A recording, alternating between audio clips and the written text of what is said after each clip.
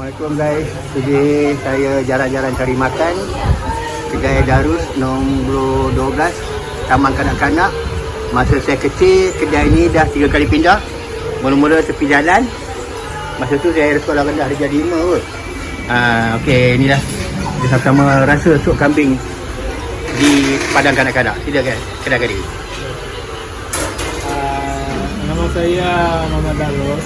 Saya menaga sini dengan kawan saya seorang lagi. Nama dia Rahman. Dua orang je lah orang lama ni gitu. Dia sup ayam, sup kambing dekat 50 tahun. Asalnya dengan siapa? Dengan ayah ke? Asalnya dengan ayah. Dengan ayah. Nama ayah? Abdul Majid. Abdul Majid. Inilah dia. Okey.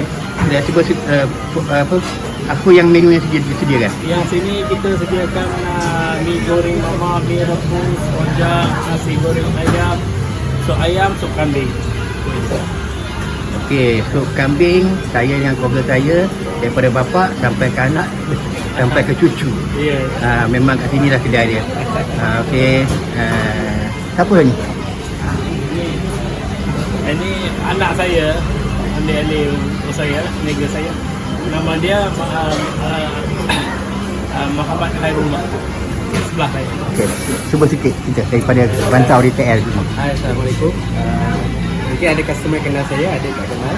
Saya sebelum ni kerja di KL. Lepas tu ambil keputusan lah untuk datang itu. Belajar dia nak tengok sejauh mana saya boleh bawa. Kalau ada rezeki, kita bawa lah sampai ini. So kalau customer siapa yang belum pernah cuba, datang cuba. Kami punya signature dish adalah sup kambing dan sup ayam.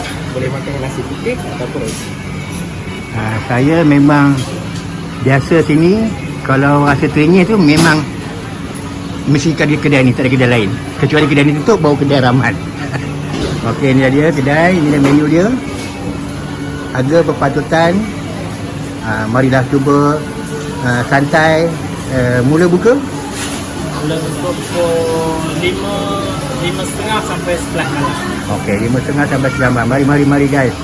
Okey, mari kita sama-sama turun rasa sup kambing. The best in Ipoh. Dah berapa tahun? 50 tahun dah. Kalau saya, siapa yang ikuti saya, memang saya kasih makan satu Malaysia. Cuba dulu. Okey, thank you. Ini dia anak muda.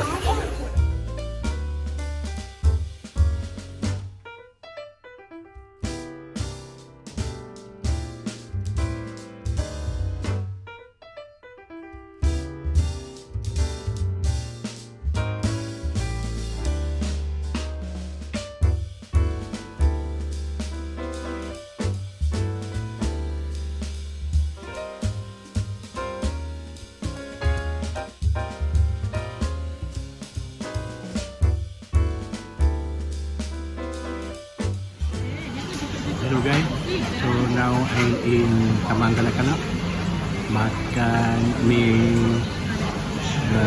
goreng sup kambing dengan mie goreng. Dah habis dah, isin dengan keluarga.